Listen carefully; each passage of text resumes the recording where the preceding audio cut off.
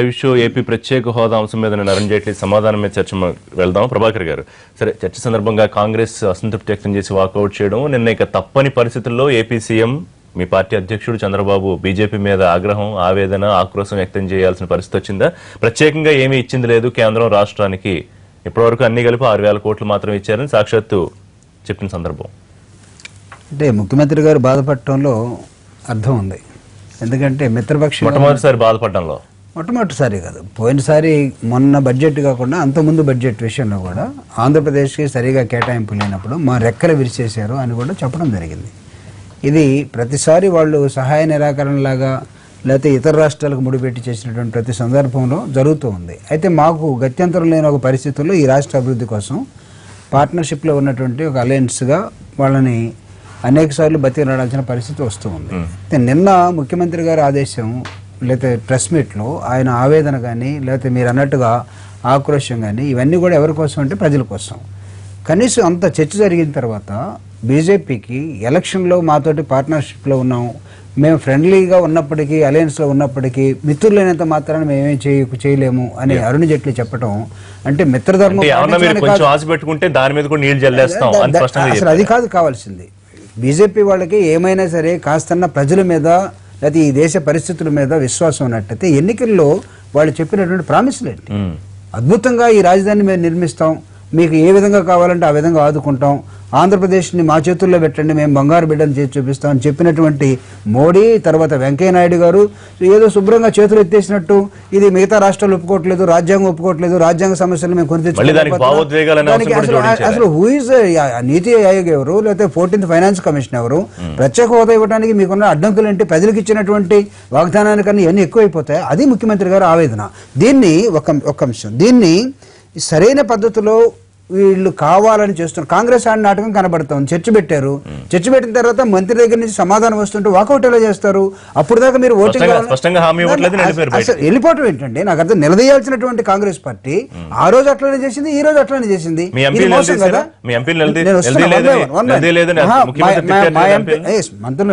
ముఖ్యమంత్రి మా ఎంపీలను కూడా అరిచినట్టుగా వచ్చింది. అంటే నీకు వెల్లో చేయాల్సినటువంటిది లేదా సభలో చేయాల్సినటువంటిది కాంగ్రెస్ పార్టీ పెట్టి చర్చ పెట్టింది, చర్చకు వచ్చింది. మీరేం అడిగారు? ఓటింగ్ కావాలని అడిగారు, ఈ రాష్ట్రానికి న్యాయం చేయమని అడిగారు. ఎలా వాకౌట్ చేసి వెళ్ళిపోతారు?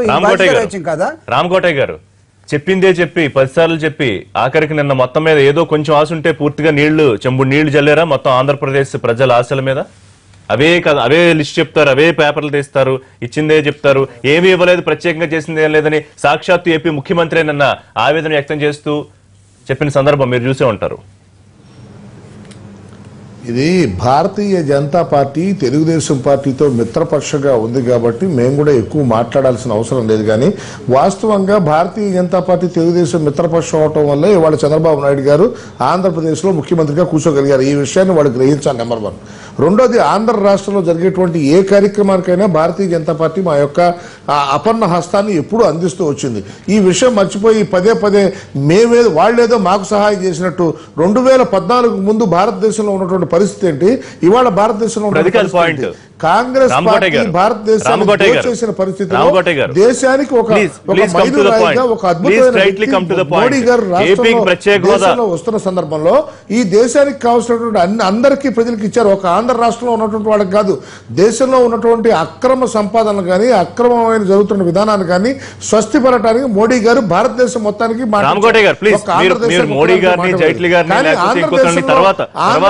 విడిపోయిన తర్వాత తెలంగాణ దాని గురించి మాట్లాడిన మొట్టమొదటి పార్టీ ఋషి గారు ఒకసారి కంప్లీట్ చేయండి. ఒక్క నిమిషం టైం ఇవ్వండి. మేము వెళ్ళి ఢిల్లీలో కూర్చుని మాకు లోటు బడ్జెట్ ఎంత ఉంది, ఏ విషయం అనే రోజున ఆ రోజున ఈ నాయకులు ఎవరు రాలేదు. ఆ రోజున మా ఖమ్మంపాటి హరిబాబు గారు మేమంతా ఢిల్లీలో కూర్చుని జరుగుతున్న విషయాల గురించి పరిపూర్ణంగా అవగాహనతో ఆ రోజున చెప్పాం. ఆ రోజున మోడీ గారు అక్కడ రాజ్యసభలో లేరు, లోక్సభలో లేరు.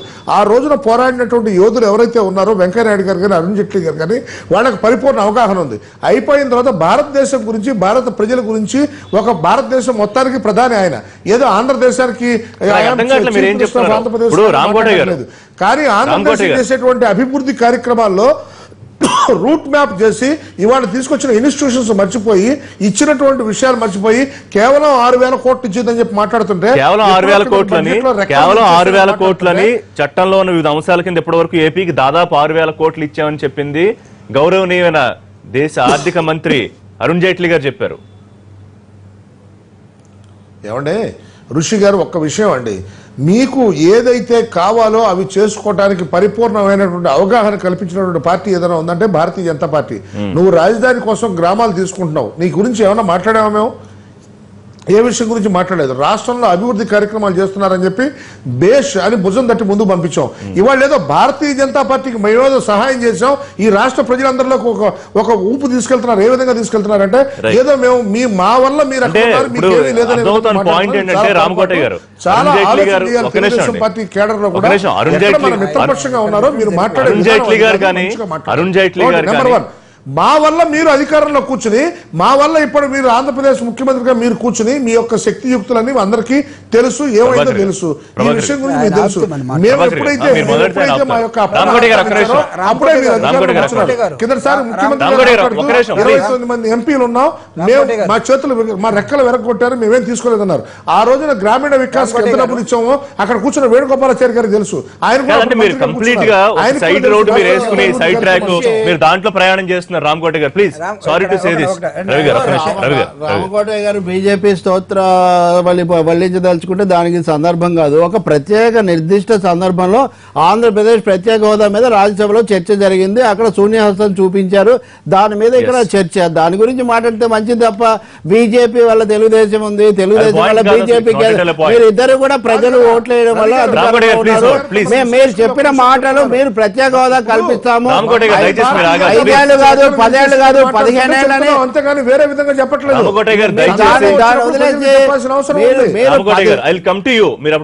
మీరు ఎన్నికల ప్రణాళికలో 5 ఏళ్ళు కాదు 10 ఏళ్ళు కాదు 15 ఏళ్ళు అని చెప్పారు, దాని గురించి మాట్లాడడం లేదు. నిన్న కూడా మీరు ఆగాలి దయచేసి ఒక నిమిషం ప్లీజ్ ప్లీజ్, నేను మళ్ళీ మిమ్మల్ని అడుగుతా ప్లీజ్.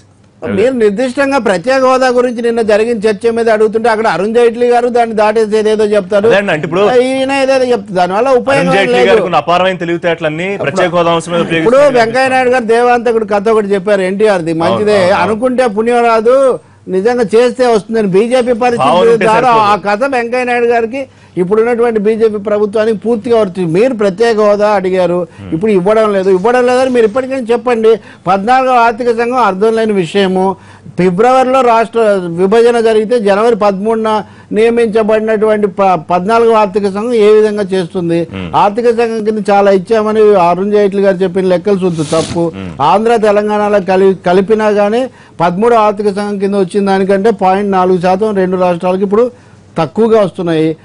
విభజిత రాష్ట్రానికి రాజధాని లేని రాష్ట్రానికి కేంద్రం చేయలేదన్నది ముఖ్యమంత్రి లెక్కలతో దాదాపుగా స్పష్టమైపోయింది, చాలా స్పష్టమైంది. అయితే ఇక్కడ తెలుగుదేశం బీజేపీ యొక్క ఈ దాగుడు మూతలు అనండి ప్రేమపూర్వక పోటీ చూడండి. మీరు కాంగ్రెస్ మీదేమో విరుచుకుపడ్డారు, బీజేపీ విషయం వచ్చేసరికి బాధన పడుతున్నారు, చాలా మంచిది ఇప్పటికీ. కానీ ఇంకోండి తదుపరి అడుగు మీరు ఏం చేస్తారు? వాళ్ళు అయితే కుండ బద్దలు కొట్టి మేము ఇచ్చే వ్యవహారం లేదని వాళ్ళు చెప్పేశారు. వెంకయ్య నాయుడు గారు మీరు పెద్దన్న, నేను అసలు అక్కడ లేనే నేను ఎక్కువ కాలం తెలంగాణలో ఉన్నాను, నేను వేరే రాష్ట్రాల నుంచి ఎన్నికయ్యా నాకు అని చెప్పారు. ఈ పరిస్థితుల్లో బీజేపీ తెలుగుదేశం యొక్క రాజకీయ సంబంధాలు సంఘర్షణలు వాళ్ళ ఇష్టం. రాష్ట్రానికి ఉభయలు కలిపి చేసింది ఏం చేస్తారు? రాజ్యసభలో కాంగ్రెస్ వాళ్ళు నాటకం ఆడారు, బాగానే ఉంది, ఖండించండి. ఏదో ఇది వరకు నాటకం ఆడారు, ఇప్పుడు బీజేపీ నాటకం ఆడుతుందని అన్నారు ముఖ్యమంత్రి గారు. ఎందుకు అనడం లేదు? వాళ్ళని పూర్తిగా ఖండించకుండా మీరు కూడా ఆడుతున్నారు.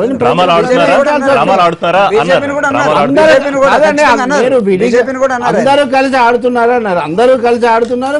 అసలు ఆడుతున్న బీజేపీ కదా. కాంగ్రెస్ ను ఖండించండి, ఇబ్బంది ఏం లేదు. కాంగ్రెస్ ను కానీ అధికారంలో వాళ్ళు లేరు కదా. ఇప్పుడు ఉన్నది బీజేపీ కదా. కాంగ్రెస్ వాకౌట్ చేస్తే అది నాటకమే అన్నారు, మరి మీరు అది కూడా చేయలేదే.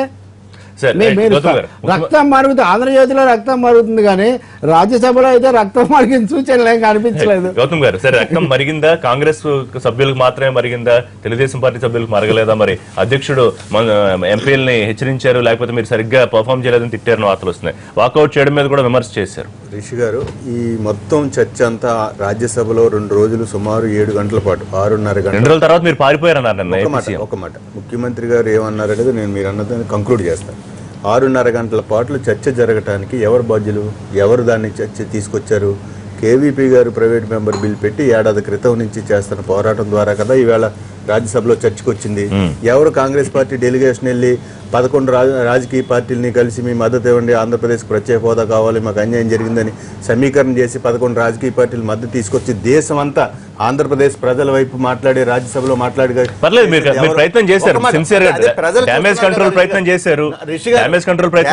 డ్యామేజ్ కంట్రోల్ నేను చెప్తున్నాను. ఈ ప్రయత్నం అంతా చేసింది ఎవరు? నిన్న వాకౌట్ చేయటం అంటే ఏమిటి? ప్రభుత్వం యొక్క సమాధానం చెప్పిన తర్వాత ఆ హోదాలో మాట్లాడలేని తర్వాత సూటి ప్రశ్నలు వేసి ఇదిగో మార్చి 1, 2014లో కేబినెట్ నిర్ణయం, దీనికి కేబినెట్ నిర్ణయానికి ఏమంటారు, దీనికి వాల్యూ ఉందా లేదని అడిగారు. ప్రత్యేక హోదా ఇస్తుందా లేదని అడిగారు. మాకు సంతృప్తిగా లేదు కనుక మేము వాకౌట్ చేస్తున్నామని చెప్పారు. రాజ్యసభలో వాకౌట్ చేయడం అనేది రాజకీయంగా పెద్ద అంశం. సో అప్పుడు కాంగ్రెస్ డ్రామాలు ఆడితే ఇప్పుడు బీజేపీ డ్రామా ఒక మాట, నా మాట వినండి.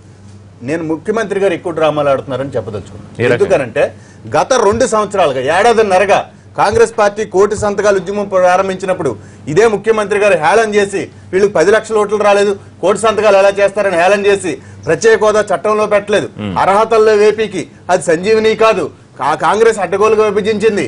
ఈ రకమైన సెంటిమెంట్ భావోద్వేగాల మీద కాలం నడిపి బీజేపీ బాగా చేస్తుంది, వెంకయ్యనాయుడు గారి వల్ల రాష్ట్రం అభివృద్ధి చెందిపోతుంది, మాకు తెలిసి ఎప్పుడు ఏం చేయాలో ఇవన్నీ కథలు చెప్పింది ముఖ్యమంత్రి కదా. కనుక ఆంధ్రప్రదేశ్ ప్రజలు ముఖ్యమంత్రి గారికి ఓటేసి అధికారం ఇచ్చారు. అధికారం ఇచ్చిన తర్వాత హోదాని చట్టబద్ధంగా కేబినెట్ నిర్ణయం చేశారు. మీకు సిఎస్ రావు గారు అసలు ప్రజలకన్నా కొంచెం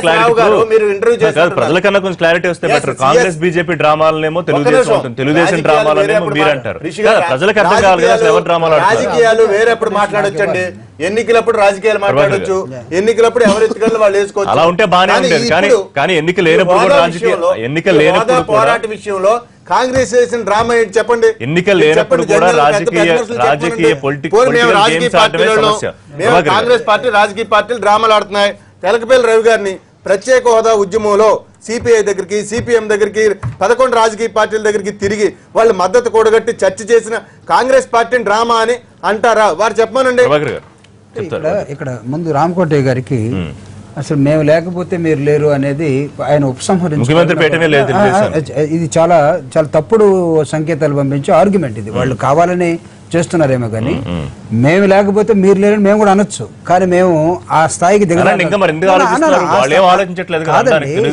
పొలిటికల్ ఎలక్షన్ అలయన్స్ లోకి వచ్చిన తర్వాత అనేకమైన అంశాలు వస్తాయి. అలయన్స్ లోకి ఎందుకు వస్తారు? ఒకరికొకరు లాభం చేసుకోవడం కోసం, ఈ రాష్ట్ర అభివృద్ధి కోసం జరిగినటువంటి అన్యాయాన్ని ఆ రోజు మీరు చెప్పి తిరుపతిలో మోడీ గారు చెప్పలేదా? విశాఖపట్నంలో మోడీ గారు చెప్పలేదా? చంద్రబాబు నాయుడు గారు మాకున్నటువంటి ఒక అదృష్టమైన రేఖ అని ఆయన చెప్పలేదా? అంటే ఈ రోజు నేను అనేది దాని గతాన్ని మర్చిపోయి ఈ రోజు మేము లేకపోతే మీరు లేరు, మీ అధికారం లేదు, ముఖ్యమంత్రి పదవి లేదు, కాబట్టి మీరు ఏం చేసినా మేము సహిస్తాం అనేది నంబర్ 1 తక్కువ. అది బీజేపీ వాళ్ళు సెట్ చేసుకొని నేను కోరుతా ఉన్నాను. తర్వాత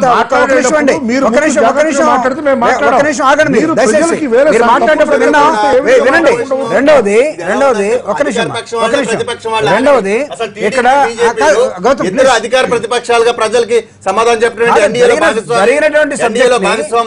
ఈ రాష్ట్ర ప్రజల మీద, ఈ రాష్ట్ర అభివృద్ధి మీద ముఖ్యమంత్రి గారికి, తెలుగుదేశం పార్టీకి ఉన్నటువంటి అంకిత భావం ఇది.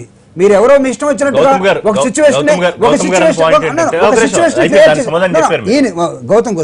సిచ్యువేషన్ క్రియేట్ చేసినట్టు కాంగ్రెస్ పార్టీ నేను అడుగుతూ ఉన్నా. Yes, you are the forefront లో ఉన్నారు డిబేట్ కి, కానీ డిబేట్ కి ఎండ్ రిజల్ట్ ఏంటి? ఎండ్ రిజల్ట్ మీరు చూడకుండా ఎందుకు పారిపోయారు?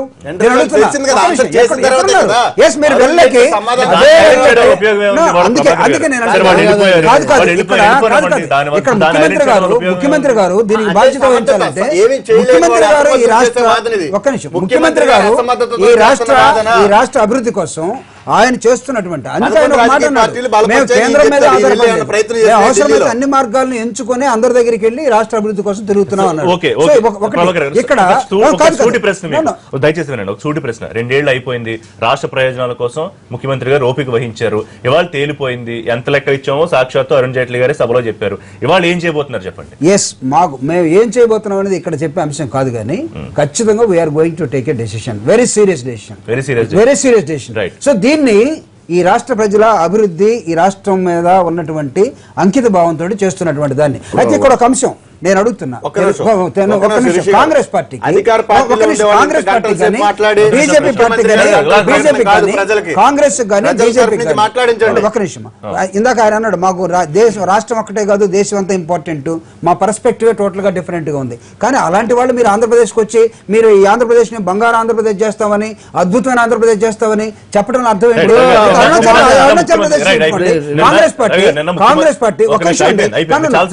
కాంగ్రెస్ పార్టీ నిజంగా దాన్ని ఓటింగ్ పెట్టదలుచుకుంటే, లేకపోతే దీన్ని పార్లమెంట్ లో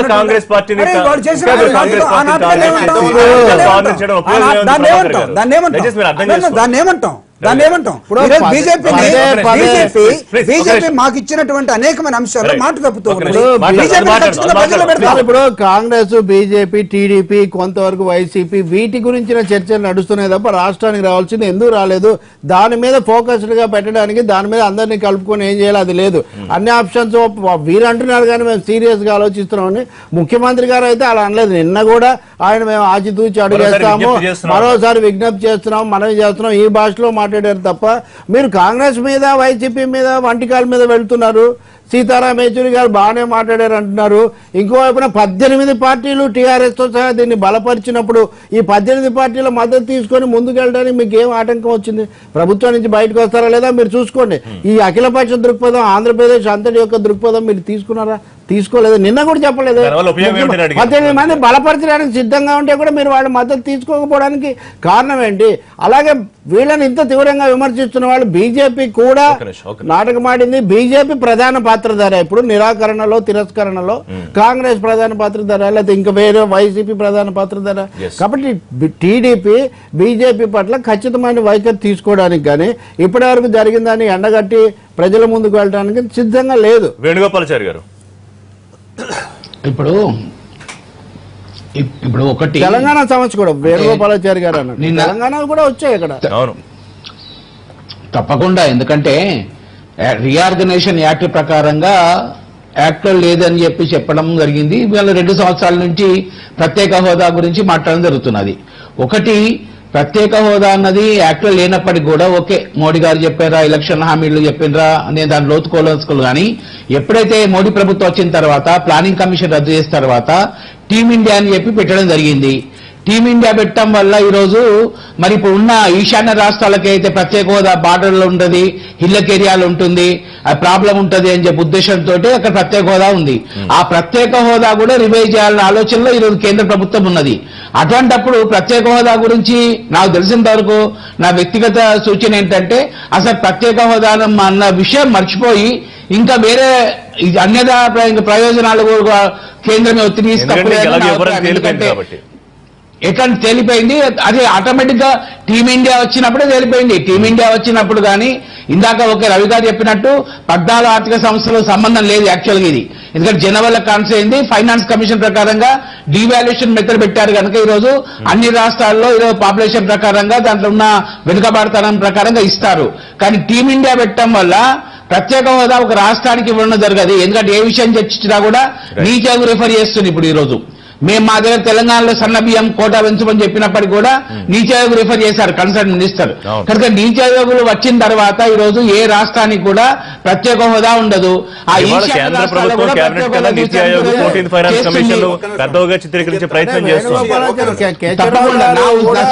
చూపిడి గారు కానీ తెలుగుదేశం ప్రభుత్వం గారు కానీ వేరే రంగాల్లో మీరు డబ్బులు ఎక్కువ తీసుకునే ప్రయత్నం చేయండి, ఒత్తిడి చేయండి కేంద్రం మీద. ఒకటి ఏంటంటే వేణుగోపాల్ గారికి ఆంధ్రప్రదేశ్ ప్రత్యేక హోదా విషయంలో అంత లేదు, అవగాహన లేదు, అవసరం కూడా లేదు. అంటే అవగాహన కాదు కానీ ఆయన ఏమంటారంటే కాదు కదా, ప్రత్యేక హోదా ఎవరైనా తేలిపోయింది కదా, ఇంకా మరి మిగతా ఏం కావాలో అడిగితే తేలిపోవడానికి ఎవరు చెప్తున్నా ఋషి గారు, మెడల వంచైనా సరే ప్రత్యేక హోదా తీసుకొస్తాం ఏమనుకుంటున్నారు? ఏం తేలిపోయింది ఇక్కడ? ఎవరైనా నీతి అసలు ఎవరు నీతి నీతి ఎవరు ఇక్కడ? పార్లమెంట్ లో నీతి ఆయోగ్ రాజ్యసభలో ప్రధాని చేసినటువంటి హామీకి న్యాయంగా చట్టబద్ధంగా హక్కు ఉంటుందని సిఎస్ రావు ఒక ఇంటర్నేషనల్ అడ్వకేట్ చెప్పారు. ఇది ఇవాళ కేబినెట్ నిర్ణయం. కేబినెట్ నిర్ణయం అమలులో ఉంటుంది. కేబినెట్ నిర్ణయం రద్దు కాదు. కేబినెట్ రద్దు చేసేదాకా ఇప్పటికీ కూడా ఆంధ్రప్రదేశ్ ప్రజల హక్కు, ఆంధ్రప్రదేశ్ ప్రత్యేక హోదా దీన్ని సాధించడంలో ఈ 2 ఏళ్లలో వైఫల్యం చెందిన ప్రధానమైన వైఫల్యదారుడు ముఖ్యమంత్రి. రైట్ రామకోటయ్య గారు, మీరు ఇవ్వమని చెప్పినా ఎన్ని రకాలుగా అటు ఇటు తిప్పి చెప్పినా మొత్తం అరుణ్ జైట్లీ గారు తెలివితేటలంతా ఆంధ్రప్రదేశ్ మీద చూపించినా మెడలు వంచైనా తెచ్చుకుంటామని ఇంకా టీడీపీ అంటోంది, ప్రయత్నం చేస్తా ఉంటుంది. మీరు ప్రధానమంత్రి చెప్పిన తర్వాత 14th ఫైనాన్స్ కమిషన్ సిఫార్సు చేయలేదు, ఇట్లాంటి అనేక కారణాలు చెప్తున్నారు. అంటే 14th ఫైనాన్స్ కమిషన్ నో నీతి ఆయోగ్ నో కేంద్ర ప్రభుత్వం కన్నా పెద్దవి చేసే ప్రయత్నం ఇంకెంతకాలం చేస్తారు? ఇవ్వమని ఖచ్చితంగా చెప్పేస్తారా, లేకపోతే ఇంకా పరిశీలిస్తున్నామని చెప్తారా? డైరెక్ట్ గా చెప్పండి సార్ సమాధానం. చాలా క్లియర్గా ఒక విషయం అండి, రాష్ట్రానికి ఏమేం కావాలో చేయాల్సిన బాధ్యత భారతీయ జనతా పార్టీ ఉంది. అదేవిధంగా కేంద్రంలో ఉన్నటువంటి పెద్దలు ఆలోచన చేస్తున్నారు, దీని గురించి పరిపూర్ణంగా ఉంది. వేణుగోపాలాచారి గారికి అవగాహన లేదని గౌతమ్ గారు చెప్పడంలో చాలా హాస్యాస్పదంగా ఉంది. కారణం ఏంటంటే ఒక రాష్ట్రానికి సంబంధించిన వ్యక్తి నీతి ఆయోగ్ లో మెంబర్స్ గా ఉన్నటువంటి మన వైస్ ప్రెసిడెంట్ గా ఎవరున్నారంటే మన చంద్రబాబు నాయుడు గారు నీతి ఆయోగ్ లో మెంబర్ గా ఉన్నారు. రాష్ట్ర ముఖ్యమంత్రులంతా దాంట్లో మెంబర్స్ గా ఉన్నారు. దాంట్లో కూర్చొని డిస్కస్ చేసి నీతి ఆయోగ్ అనేది ఏంటి, దీనికి సంబంధించి ఎలా ఏర్పడింది, దీంట్లో ఏమేం జరుగుతుంది, ప్రత్యేక హోదా అనే అంశం పరిశీలనలో ఉందా? పరిశీలిస్తారా, లేకపోతే ఇవ్వమని చెప్తారా? ఇచ్చే ఆలోచన ఉందని చెప్తారా? ఏమండి ఇక్కడ ప్రత్యేక హోదా ఇస్తారా లేకపోతే ప్రత్యేక ప్యాకేజీ ఇస్తారా అనే విషయం గురించి డిస్కస్ చేస్తారు. దాంట్లో ఎటువంటి తప్పు లేదు. ఇప్పుడు రాబోయే రోజుల్లో తప్పకుండా చర్చ జరుగుతుంది. ప్రత్యేకంగా రాష్ట్రానికి కావాల్సిన విధానం చేస్తారు. మీకు ఏ విధంగా ఇస్తే రాష్ట్ర అభివృద్ధి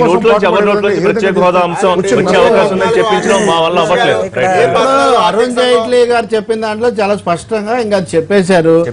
దాని మీద ఇంకా హ్యాండ్ హోల్డింగ్ అనే మాట అర్థం కోల్పోయింది. హ్యాండ్ హోల్డింగ్ అంటే చేయూతనివ్వటం. ఒక ఏడాదే 18,000 కోట్ల రెవెన్యూ లోటు అంటే మొత్తం 6,000 కోట్లు ఇచ్చామన్న వాళ్ళ నుంచి నిధుల మంజూరు కూడా నిజం కాదు. అయితే గౌతమ్ చెప్పిన దానికి నేను చిన్న సవరణ చేస్తున్నా. ప్రధాన బాధ్యత బీజేపీది, తప్పనిసరిగా కేంద్రంలో వాళ్ళు ఉన్నారు కాబట్టి ఇప్పటికైనా ముఖ్యమంత్రి అందరినీ కూడా కలిపి రాష్ట్రానికి రావాల్సింది రాలేదు, ఏం చేయాలి, 18 పార్టీలు జాతీయ స్థాయిలో బలపరుస్తున్నాయి కాబట్టి అటువైపున అడుగులేస్తే అప్పుడు కనీసం ఇప్పటివరకు చేయకపోయినా, ఇప్పటివరకు నాటకాలు నడిచినా ఇప్పటికైనా కానీ దానికి విలువ ఉంటుంది. అలా కాకుండా దాగుడు మూతలు ఆడితే దేశంలో జరుగుతున్న ఆ సందర్భంలో మళ్ళీ మీరు కోట్ల ప్యాకేజీ ప్రకటించారు, కాశ్మీర్కి వెళ్ళి 70,000 కోట్లు ప్రకటించారు, గుజరాత్ కి బుల్లెట్ ట్రైన్ కి మీరు 70,000 కోట్లు ప్రకటించారు. ఏ 14వ ఆర్థిక సంఘం చెప్పింది, ఏ కేబినెట్ నిర్ణయం చేశారు? అలాంటప్పుడు ముఖ్యమంత్రి గారు ఎందుకు అడగలేదు ఆంధ్రప్రదేశ్ విషయం ఏంటని? కనుక నేను అడిగేది బీజేపీ మీకు ఆంధ్రప్రదేశ్ ప్రజల దృష్టిలో ముఖ్యమంత్రి గారే ప్రధాన బాధ్యుడు. రవి గారు కేంద్రంలో ప్రధానమంత్రి మోడీ గారు, ఇక్కడ రాష్ట్రంలో ముఖ్యమంత్రి గారు ప్రధానమైన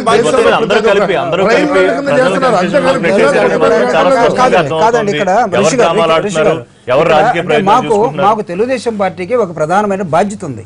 మేము వేళలాగా జస్ట్ లైక్ దట్ మాట్లాడి వెళ్ళిపోతే ఈ రాష్ట్ర అభివృద్ధి కానీ సంక్షేమం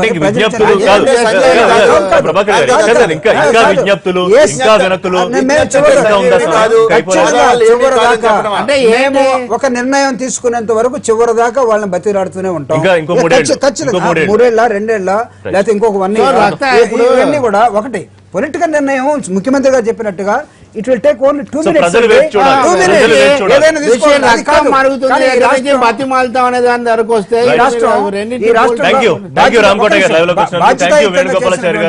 ప్రభాకర్ గారు, థ్యాంక్ యూ గౌతమ్ గారు, థ్యాంక్ యూ రవి గారు. ఇది వాళ్ళ లైవ్ షో. మరిన్ని లైవ్ అండ్ పొలిటికల్ అప్డేట్స్ కోసం చూస్తూనే ఉండండి ఎన్టీవీ.